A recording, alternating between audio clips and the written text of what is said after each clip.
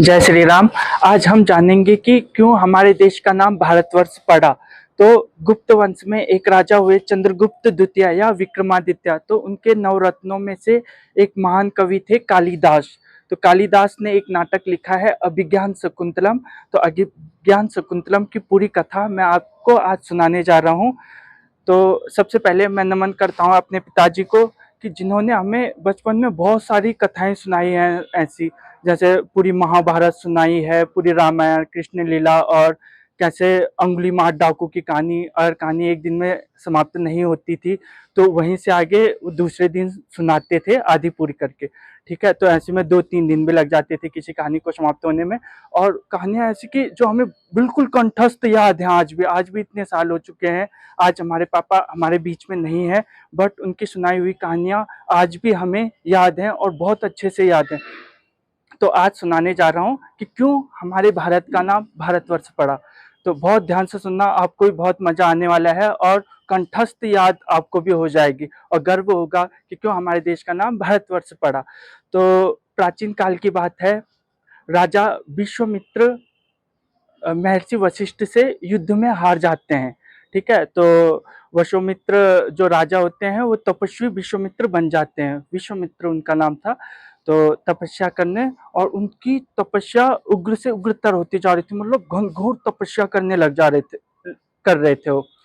तो देवराज इंद्र को संशय हुआ कि कहीं ये राजा विश्वामित्र देवराज का पद तो हासिल नहीं करना चाहते इस तपस्या से, क्योंकि वो पहले एक राजा थे।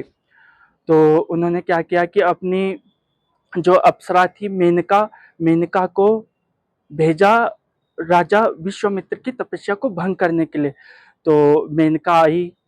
मेनका बहुत सुंदर थी दिखने में, तो उन्होंने अपने अथक प्रयासों से विश्वामित्र की तपस्या तो भंग कर दी, बट मेनका विश्वामित्र के प्यार में, मतलब एक दूसरे को से उनको प्यार हो गया था, बहुत प्यार हो गया था। तो काफी टाइम तक साथ में रहे वो, तो उनका प्रेम काफी गहरा हो चुका था। तो इसी प्रेम की वजह से मेनका गर्भवती हो गई थी। अब मेनका गर्भवती हुई तो जो राजा विश्वामित्र थे उनको अपनी तपस्या की वो सताने लग गई चिंता कि यार मुझे तो तपस्या करनी थी, कहाँ मैं यहाँ फंस गया। तो क्या करते हो कि एक दिन मेनका को छोड़कर और चले जाते हैं। अब मेनका अकेली पड़ जाती है, तो बोलती है कि अब मैं क्या करूं। तो मेनका जैसे तैसे अपना समय काटती है और एक दिन एक बहुत ही सुंदर सी कन्या को जन्म देती है, बेटी को जन्म देती है। अब मेनका के साथ दिक्कत ये थी कि अब वो उस बेटी को लेके स्वर्ग भी नहीं जा सकती थी, और उनका स्वर्ग जाना भी बहुत जरूरी था। तो उन्होंने क्या किया कि ऋषि कर्ण के आश्रम में जाके और अपनी बेटी को छोड़ दिया वहां पे, और खुद चली गई स्वर्ग। अब कुछ टाइम बाद, मतलब कुछ समय बाद, उसी समय ऋषि कर्ण आते हैं अपने आश्रम में, तो देखते हैं कि यहाँ पे एक बेटी रो रही है। तो उस समय शाकुंतल नामक एक पक्षी था जो कि उस बेटी की रक्षा कर रहा था। तो और भी पक्षी बैठे थे वहां पे, बट शाकुंतल नामक पक्षी उसकी रक्षा कर रहा था। तो महर्षि जो कर्ण थे उनको, बेटी को उठाते हैं अपनी गोदी में, और शाकुंतल पक्षी उसकी रक्षा कर रहा था, जिसकी वजह से उसका नाम शकुंतला रख देते हैं। तो उस बेटी का नाम शकुंतला रखते हैं। और ऋषि कर्ण को पता था कि ये मेनका और विश्वामित्र की बेटी है, राजा विश्वामित्र की बेटी है, बट वो उसको अपनी बेटी की तरह ही प्यार देते हैं। सारे जो भी वहाँ सन्यासी और थे, सब उसको अपनी बेटी बहन मान के प्यार दे करते थे, और पशु पक्षी भी बहुत प्रेम करते थे शकुंतला से। धीरे धीरे शकुंतला बड़ी हुई और अपनी यौन अवस्था में प्रवेश किया उन्होंने। ठीक है, तो एक बार क्या होता है कि ऋषि कर्ण जा रखे होते हैं, थोड़ा सा और अब इधर इसी समय एक राज्य था हस्तिनापुर, जहाँ के राजा दुष्यंत थे। राजा दुष्यंत बहुत अच्छे थे, अपने प्रजा के बारे में बहुत अच्छे से सोचते थे, अगर कोई दुख में है तो कैसे उसके दुख को दूर किया जाए, यही सब। तो सब सारी प्रजा उनकी काफी इज्जत करती थी और उनसे काफी प्रेम करती थी। तो एक बार क्या हुआ कि कुछ आते हैं सेनापति, बोलते हैं कि राजन, हमारे गांव में आजकल जानवरों का बहुत आतंक हो चुका है, तो जो कि हमारी प्रजा को काफी परेशान कर रहे हैं, मतलब नुकसान पहुंचा रहे हैं। तो जो राजा दुष्यंत थे, राजा दुष्यंत ने कहा कि ठीक है, अपनी प्रजा की रक्षा के लिए तो मैं आगे आऊंगा ही। तो अपने कुछ सेनापति को, और उनका एक प्रिय सेनापति था जिसका नाम था माधव, तो उसको लेके भी और जानवरों को भगाने निकल गए। जानवरों को भगाते भगाते अब जो राजा दुष्यंत थे वो अपनी सेना से थोड़ा आगे निकल गए थे। अपनी सेना से आगे निकलते हैं और पहुंच जाते हैं कर्ण ऋषि की के आश्रम के अगल बगल, ठीक है, सीमा में। तो वहां पे वो एक जानवर पर तीर चला रहे होते हैं। तो ऐसे एक सन्यासी उनको रोक देता है कि रुक जाओ, आप हमारे ऋषिकर्ण के आश्रम की सीमा में हो, तो आप यहाँ पे वर्जित है, किसी भी जानवर को मारना वर्जित है। तो यहाँ पे राजा दुष्यंत रुक जाते हैं, और दुष्यंत रुकते हैं और पूछते हैं कि कहाँ है कर्ण ऋषि। तो अब मैं आ ही गया हूँ यहाँ, तो अब कर्ण ऋषि को मिल के भी चले जाता हूँ और हाल चाल पूछ लेता हूँ कि कैसा है, ये भी तो हमारी प्रजा के अधीन है, और प्रसाद ग्रहण करके चले जाऊंगा। तो इतने में सन्यासी जवाब देते हैं कि यहाँ पे आजकल कर्ण ऋषि तो सोम तीर्थ में अपनी यज्ञ करने जा रखे हैं अपनी बेटी की सुख शांति के लिए। तो अगर आप मिलना चाह रहे हो तो उनकी बेटी है शकुंतला अभी आश्रम में, आप उनसे मिल लो और मिलके और चले जाना अपना वापस। तो राजा दुष्यंत तो सोचते हैं कि ठीक है, मैं प्रसाद ग्रहण करके और फिर चले जाऊंगा अपना वापस राज्य में। तो अभी राजा दुष्यंत के मन में कुछ भी नहीं है कि मैं शकुंतला से प्रेम हो जाएगा, विवाह करूंगा। उन्होंने तो शकुंतला को आज तक देखा भी नहीं था। तो अब राजा दुष्यंत सोचते हैं कि यार ऐसे राजा के वेश में जाना किसी आश्रम में तो सही नहीं है। तो अपने जो भी अस्त्र शस्त्र थे उनके पास, वो अपने सेनापति के पास देके और सिंपल साधारण मनुष्य की वेशभूषा में अब आश्रम की तरफ जाने लगे। किसके आश्रम की तरफ? शकुंतला। तो जा चलते चलते देखते हैं वो आधे में रुकते हैं, तो वहाँ पे शकुंतला थी और उसकी दो दोस्त भी थी, जिनका नाम था, एक का नाम था अंशिया और एक का प्रियदमा था। तो तीनों हंसे खेल रही थी, मजाक कर रही थी। तो क्या होता है कि इतने में एक सहेली बोलती है प्रियदमा कि शकुंतला, ये एक भौरा है जो तुझे काफी परेशान कर रहा है, इसको हटाती क्यों नहीं? तो वो भी बोलती है कि हाँ यार, ये काफी परेशान कर रहा है मुझे। अब राजा वहां पे पहुंच चुका है, उसने देख लिया, बट अभी शकुंतला और उसकी सहेलियों ने राजा को नहीं देखा है। तो ये सब राजा भी देख रहा था, और राजा ने जैसे शकुंतला को देखा तो उसकी आंखें खुली की खुली रह गई। उसने राजा दुष्यंत ने कभी कल्पना भी नहीं की थी कि पूरे पृथ्वी लोक में इतनी सुंदर भी कोई कन्या हो सकती थी है। बहुत सुंदर थी शकुंतला दिखने की, क्योंकि आखिर वो अप्सरा मेनका की बेटी जो थी, ठीक है। तो राजा दुष्यंत को थोड़ा जलन भी होती कि वो भौरा शकुंतला के होठों के आसपास मंडरा रहा था। तो उसको भी थोड़ा जलन होती है कि यार इस भौरा कितने मजे हैं, इस भौरे के कितना सुखी है ये भौरा की शकुंतला के होठों के आसपास मंडरा रहा है। तो तब वो बोलती है शकुंतला अपनी सहेलियों को कि यार ये भौरा मुझे बहुत परेशान कर रहा है। तो सहेलियां हंसती हैं, मजाक उड़ाती हैं। तो शकुंतला बोलती है मजाक का समय नहीं है, सच में मुझे बहुत परेशान कर रहा है। तो इतने में एक सहेली बोलती है कि तो क्यों ना राजा दुष्यंत को पुकारना, अपने राजा को, वो तुम्हारी रक्षा करेंगे। ये सब दुष्यंत भी देख रहा है, बट शकुंतला उसकी सहेलियां अभी दुष्यंत को नहीं देखा है उन्होंने। तो इतने में दुष्यंत सामने आते हैं, बोलते हैं कि मैं तुम्हारी हेल्प करूं, क्या हो गया कि मैं इधर से गुजर रहा था तो मैंने देखा कि तुम किसी विपत्ति में हो। तो उसकी सहेलियां इतने में बोलती है कि नहीं नहीं, ऐसा कुछ नहीं है, ये तो ऐसी है। तो शकुंतला भी बोलते हैं नहीं नहीं, हम तो ऐसे खेल रहे हैं। तो फिर क्या होता है कि दिखने में तो वेशभूषा तो साधारण थी उनकी, बट बातों से लग रहा था कि कोई साधारण मनुष्य नहीं है। इतने में जो और सन्यासी थे उस वन में, उस आश्रम के आसपास, तो भी आ जाते हैं और वो पहचान जाते हैं तो राजा दुष्यंत है। और राजा दुष्यंत को पहली नजर में ही शकुंतला से प्रेम भी हो गया था, ठीक है। तो जो और सन्यासी रहते हैं वो बोलते हैं कि राजन, अगर आप आ ही चुके हो हमारे आश्रम में तो कुछ दिन यहीं ठहर जाओ। हमारा यहाँ पे एक यज्ञ है जो कि 3-4 दिन तक चलेगा। तो आजकल जो असुर हैं, वो राक्षस लोग काफी आक्रमण कर रहे हैं हम पे, तो ताकि हमारा आप उनसे हमारी रक्षा कर ले और हमारा यज्ञ अच्छे से संपन्न हो जाएगा। तो राजा दुष्यंत मान जाते हैं कि ठीक है, इतने में जो राजा के सेनापति थे वो भी आ जाते हैं वहाँ पे। तो राजा दुष्यंत बोलते हैं ठीक है, मैं 3-4 दिन तक आपकी रक्षा करूँगा, तो वहीं रहते हैं। अब 3-4 दिन तक वहीं रहते हैं और फिर सन्यासी बोलते हैं कि आपको रहना ही होगा, क्योंकि यहाँ पे आज का ऋषि कर्ण भी नहीं है, तो हमारा यज्ञ सफलतापूर्वक हो जाए, इसलिए आपका रहना यहाँ पे बेहद ज़रूरी है। तो तब रहते हैं, तो 3-4 दिन बाद यज्ञ समाप्त होता है। तो यहाँ से राजा के राज्य से एक संदेश भी आ जाता है कि आपको आना अब ज़रूरी है। यहाँ पे कोई मतलब प्रोग्राम वगैरह था, तो फिर राजमाता का संदेश था कि जाना ज़रूरी है। तो राजन बोलता है अपने सेनापतियों को कि जाओ, आप सब चले जाओ, बोल देना राजमाता से कि मैं 3-4 दिनों बाद वापस लौट के आ जाऊँगा। अब राजन के सेनापति भी नहीं है उनके साथ, राजन अकेले पड़ गए हैं, तो उनको शकुंतला को देखने का मन है, मतलब मन ही मन में बहुत प्रेम करने लग गए थे वो शकुंतला से। अब इधर शकुंतला को क्या हुआ कि शकुंतला को एक दिन ज्वर हो गया, ज्वर मतलब बुखार हो गया। तो जो उसकी दो सहेलियां था, प्रियदमा और अंशुया, तो उनको एक पत्थर की शिला पे लेके और उनको तपा रही है, मतलब कि वो कर रही है कि जिससे तबीयत ठीक हो जाए। इतने में उनकी सहेलियां बोलती हैं कि ये कोई ज्वर नहीं है, ये तो मन की प्यास है, कि जब तक आप मन का व्याकुलता है, मतलब जब तक जो तुम्हारे मन में वो बोलोगे नहीं, तो तब तक ये ज्वर ठीक नहीं होने वाला। शकुंतला बोलती है क्या मतलब इसका, क्या बोल रहे हो आप?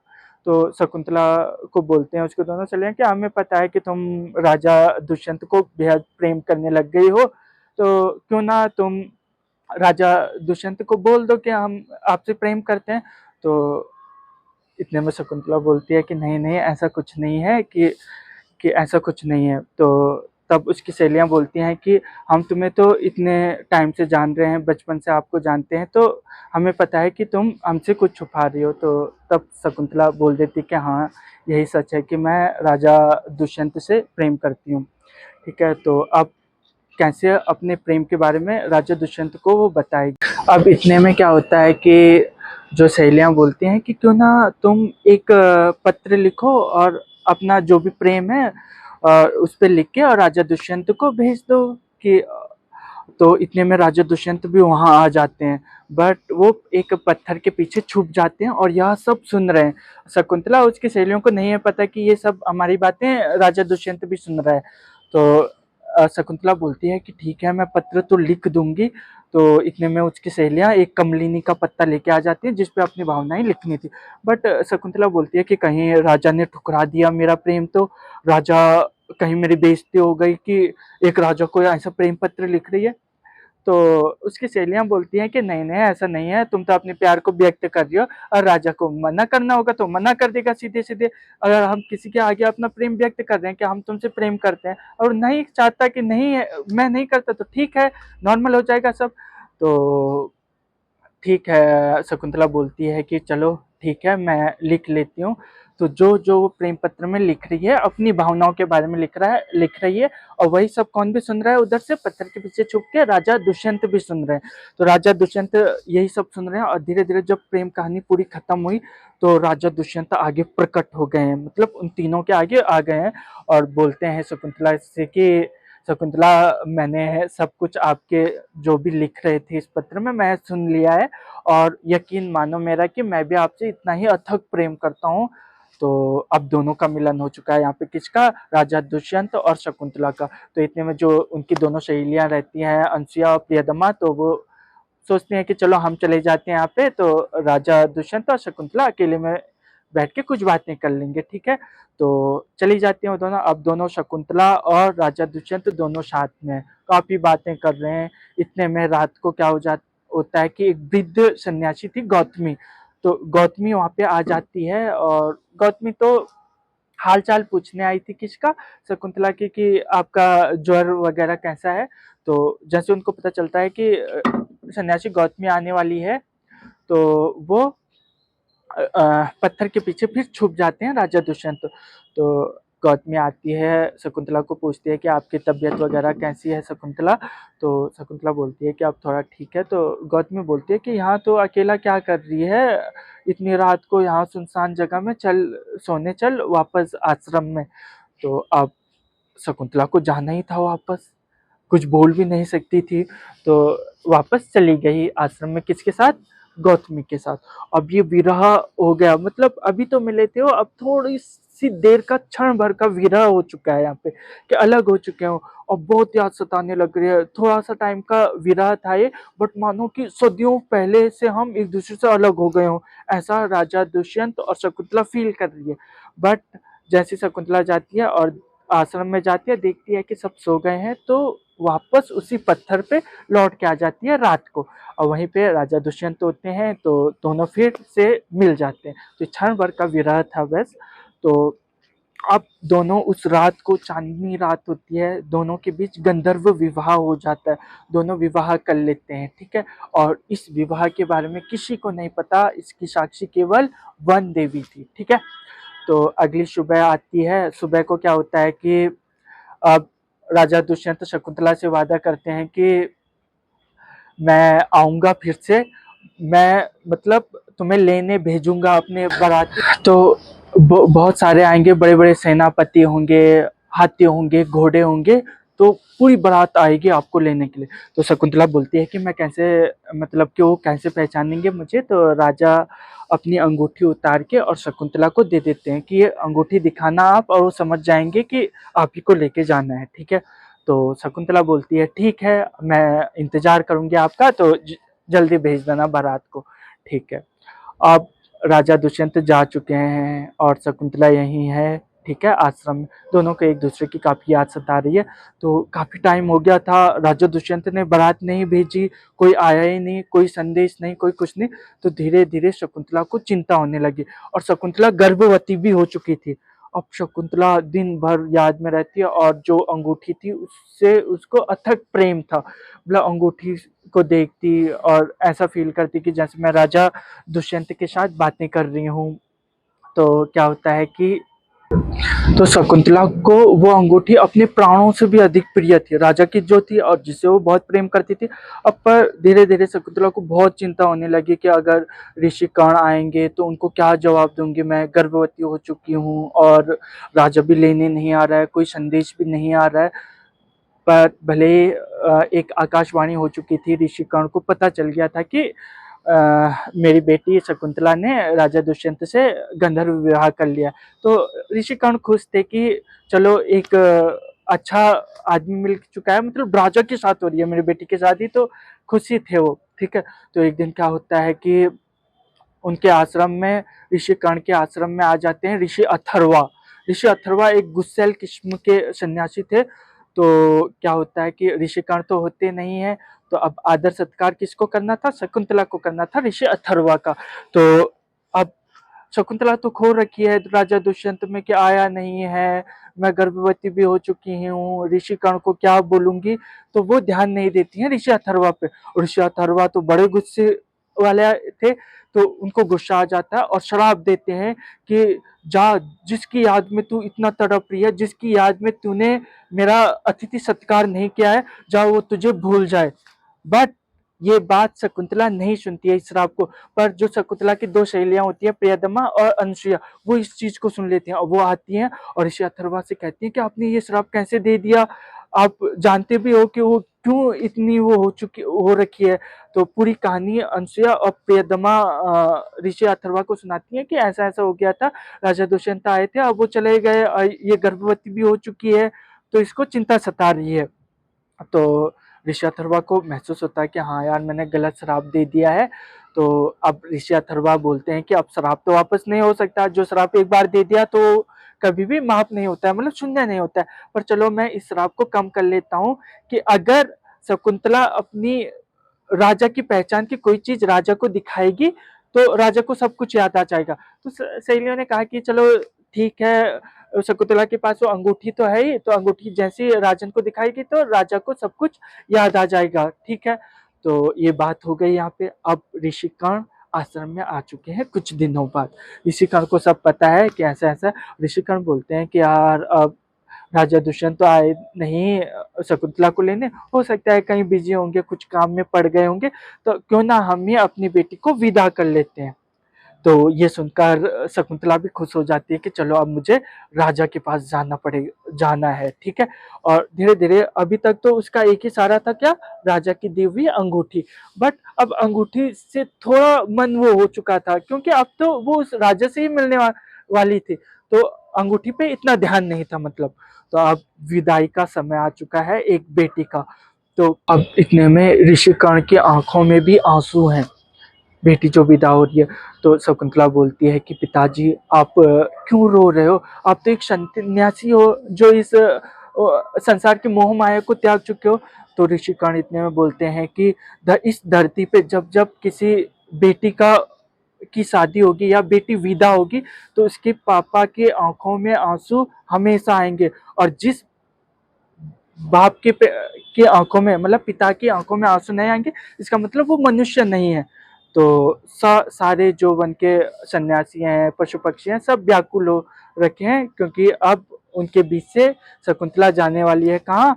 राजा दुष्यंत के यहाँ हस्तिनापुर में।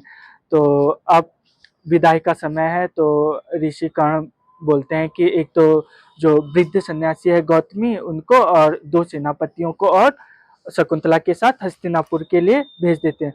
तो ये कहानी है हमारे कोटद्वार कर्णनगरी की। तो कर्णनगरी से बारात जानी थी कहाँ? हस्तिनापुर में। बारात तो नहीं जा रही है, शकुंतला को लेके जा रहे, तो बहुत ज्यादा डिस्टेंस थी, पैदल चल के जाना था, तो एक दिन बीच में रुकना भी था। तो ठीक है, चलते चलते पूरे दिन भर, तो अब रात्रि का समय था, तो एक जगह में रुक गए। कौन कौन? गौतमी, शकुंतला और जो सेनापति थे एक दो उनके साथ। तो अगली सुबह अब जाना था और राजा से मिलना था। तो शकुंतला क्या करती है कि वहीं पे एक नदी होती है, तो नदी में नहाने चली जाती है सुबह सुबह। अब नदी में नहाने गई शकुंतला, और क्या होता है कि अब तो अंगूठी का ध्यान नहीं है उनको, अब तो राजा से मिलने के लिए व्याकुल है वो, कि कब मैं अपने राजा को मिलूंगी। तो गलती से वो अंगूठी शकुंतला की जो हाथ थे उससे फिसल जाती है, मतलब हट जाती है। अब शकुंतला को इसके बारे में कुछ भी नहीं है पता, ना तो अंगूठी के बारे में अभी पता है, ना ही उस श्राप के बारे में पता है। तो वापस शकुंतला आती है और अगली सुबह चलते चलते पहुंच जाते हैं शकुंतला और गौतमी और उनके सेनापति कहाँ? हस्तिनापुर में, राजा दुष्यंत के दरबार में। तो राजा दुष्यंत के जो सेनापति होते हैं राजा के सामने उनको पेश करते हैं। तो गौतमी, जो सन्यासी गौतमी होती है, गौतमी राजा को ध्यान दिलाती है, कि बोलती है कि आपने आप कर्ण ऋषि के आश्रम में आए थे और आपने गंधर्व विवाह कर लिया था, किसके किसके साथ? शकुंतला के साथ। तो राजा आश्चर्यचकित हो जाता है कि मैंने कहाँ विवाह कर लिया था। हाँ, मैं ये मानता हूँ कि मैं ऋषि कर्ण के आश्रम में आया तो था, 3-4 दिन रुका भी था, बट मैंने तो कोई शादी नहीं की। कैसे कोई एक लड़की आके ये बोल दे रही है कि मैं गर्भवती हूँ, ये मेरे पेट में आपका बच्चा है और हम दोनों ने गंधर्व विवाह किया था। तो सारी प्रजा भी हंस रही है, और यहाँ पे शकुंतला आश्चर्यचकित, क्या है, मुझे राजा भूल गया, कैसा राजा है? तो शकुंतला को गुस्सा भी आ रहा है और अपने आप पे रोना भी आ रहा है कि इतना, कि जिसके लिए मैं इतनी तड़प रही थी, यही मुझे भूल गया है। तो अब इसमें राजा की भी गलती नहीं है, क्योंकि वो श्राप है कि राजा भूल जाएगा। तो ऋषि गौतमी पूरी कोशिश कर रहे हैं दोनों उसको याद दिलाने की, हमने ऐसा ऐसा किया था। तो राजा दुष्यंत बोलते हैं कि अगर चलो ठीक है, हमने विवाह भी किया था, तो कोई निशानी तो बता दो, कि कोई निशानी बता दो कि जिससे कि हम पहचान ले कि हाँ, की होगी मैंने शादी, में भूल गया होऊंगा क्या पता, तो किसी दैवीय शक्ति के कारण। तो शकुंतला बोलते हैं हाँ ठीक है, और अंगूठी देखती तो अंगूठी भी गायब, अंगूठी भी कि उसके हाथों में नहीं है, तो आप कैसे वो सिद्ध करे? तो राजा दुष्यंत बोलते हैं कि अगर तुम तो बहुत सुंदर हो दिखने की, अगर तुम गर्भवती नहीं होती तो मैं एक पल के लिए सोच भी लेता कि चलो हम शादी कर लेते हैं, बट कल के दिन जो आपका इससे बच्चा होगा हमारा, उसको तो हस्तिनापुर का शासक नहीं बना सकते हैं हम। तो आप क्या करें? तो एक राजा सलाह लेते हैं अपने सेनापतियों जो भी उनके दरबार में थे। तो एक राज पंडित बोलते हैं कि हो सकता है राजन कि आप किसी दैवीय शक्ति के कारण ये भूल रहे होंगे, तो क्यों ना हम कुछ दिन शकुंतला को यहीं रखते हैं, जब इनका बच्चा हो जाएगा तो जो हमारे ज्योतिष हैं अपनी ज्योतिष विद्या के द्वारा पता लगा लेंगे कि ये सच में है किसका बेटा। अगर ये आपका बेटा होगा तो ठीक है, आप स्वीकार कर लेना, और अगर नहीं होगा तो आपका जो मन, इसको सजा दे सकते हो। तो राजा भी बोलते हैं कि चलो यही ठीक रहेगा, शकुंतला को कुछ दिन हम अपनी प्रजा में रख लेते हैं और अगर जब इनका बेबी हो जाएगा, मतलब जो बच्चा हो जाएगा, अगर वो हमारा होगा तो मैं शादी करने के लिए तैयार हो जाऊंगा। तो राजा जो राज पंडित है उनको बोलते हैं कि इसको अपने घर ले जाओ, अपनी बेटी की तरह शकुंतला की सेवा करना, ठीक है। तो शकुंतला को लेके जा रहे होते हैं राज पंडित अपने घर में। आधे में एक अदृश्य शक्ति शकुंतला को ले जाती है। अदृश्य शक्ति होती है, नहीं है पता कहाँ लेके जाती है, बट वो लेके जाती है ऋषि कश्यप के आश्रम में। तो अब जा चुकी है शकुंतला तो ऋषि कश्यप के आश्रम में। अब इधर क्या होता है कि एक दिन राजा के सेनापति होते हैं, वो कहीं अपने मतलब प्रजा में घूम रहे होते हैं, तो वहां पे एक सुनार के पास एक आदमी राजा की अंगूठी बेच रहा होता है। तो उस सेनापति को पकड़ लेते हैं वो, कि वो उस आदमी को पकड़ लेते हैं सेनापति कि तू राजा की अंगूठी तूने चुराई है, तू बेच रहा है इसको। तो उसको राजा के समक्ष पेश करते हैं और उस अंगूठी को दिखाते हैं। तो राजा को सब कुछ याद आने लग गया कि मैं कितना गलत किया। तो राजा पूछता है कि अंगूठी कहाँ से आ गई तुम्हारे पास। तो वो होता है एक मछुआरा। तो बोलता है कि मैं तो मछली मारने गया था नदी में, और जब मैं मछली मार के घर लाया तो मैं मछली के पेट में देखा तो ये अंगूठी थी राजा, ये अंगूठी थी, तो मैंने सोचा कि मैं इसको बेच देता हूँ। तो तब राजा को वो आता है कि नहीं नहीं, ये तो राजा की अंगूठी थी। राजा को सब कुछ याद आने लग गया और राजा को अपने खुद पे ही वो होने लग गया है, मतलब घृणा होने लग गया है कि कैसे मैं। अब राजा दुष्यंत बहुत तड़पते शकुंतला का चित्र बनाते, अगर उस चित्र में कोई मक्खिया भौरा भी आए तो वो तलवार उठा देते थे। बिल्कुल पागल से हो गए थे कि कितना गलत किया है मैंने शकुंतला के साथ। जबकि राजा दुष्यंत गलत आदमी नहीं थे, वो तो किसकी वजह से हुआ था ऐसा, उस शराब की वजह से। अब क्या होता है कि एक अदृश्य शक्ति आती है और एक राक्षस वो आते हैं इंद्र के सेनापति कोई, देवराज इंद्र के। तो बोलते हैं कि देवराज इंद्र ने आपको बुलाया है, वहाँ पे अश्रु युद्ध हो रहा है, अश्रु हम पे आक्रमण कर रहे हैं, तो हमें आपकी सहायता की आवश्यकता है। तो राजा दुष्यंत मान जाते हैं कि चलो ठीक है, मैं देवराज इंद्र की सहायता करने के लिए स्वर्गलोक में आता हूँ। तो स्वर्गलोक में आते हैं और देवराज इंद्र का साथ देके और पूरे असुरों का नाश कर देते हैं। कौन? राजा दुष्यंत। तो राजा दुष्यंत जब वापस आ रहे होते हैं तो अपने राज्य में हस्तिनापुर में, तो बीच में एक आश्रम पड़ता है जो कि जहाँ पे कि एक बच्चा शेर के दांत गिन रहा होता है, ठीक है। तो रुक जाते हैं और वो आश्रम था किसका? ऋषि कश्यप का। ऋषि कश्यप का शेर के दांत गिन रहे होते हैं। तो उसने बोला कि यार ये महान बालक कौन है जो एक शेर के दांत गिन रहा है। तो पूछते हैं कि बेटा आपका नाम क्या है? तो बोलता है कि मेरा नाम है सर्वदमन। तो सर्वदमन बोलता है, सर्वदमन से पूछते हैं कि आपकी मम्मी का नाम क्या है? तो शकुंतला। तो राजा को कुछ डाउट होने लग गया है कि यार ये कहीं वही तो नहीं है, पर फिर भी कंफर्म करने के लिए ऐसी ही उसकी दो सहेलियां आ जाती हैं, मतलब जो साथ में रहती थी शकुंतला के वहां पे उस आश्रम में। तो बोलती हैं कि सर्वदमन फिर तुम शेरों के साथ खेलने लग गए हो, तुम्हारी मम्मी शकुंतला ने मना किया है ना तुम्हें। तो यहाँ पे लगभग कंफर्म होने हो गए थे दुष्यंत कि हाँ ये वही है। तो फिर उसकी सहेलियां बोलती हैं कि तुम्हारे हाथ से वो धागा कहाँ गया कि जो ऋषि कश्यप ने तुम्हारे हाथ पे बांधा था। तो राजा दुष्यंत इधर उधर देखते हैं तो वो धागा उठा देते हैं वो, और मिल जाता है और उस लड़के के हाथ में बांध देते हैं।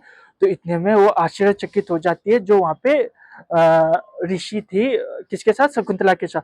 बोलती है कि इस ये धागा कैसे उठा लिया आपने? आपने इसको छुआ और आपको कुछ नहीं हुआ?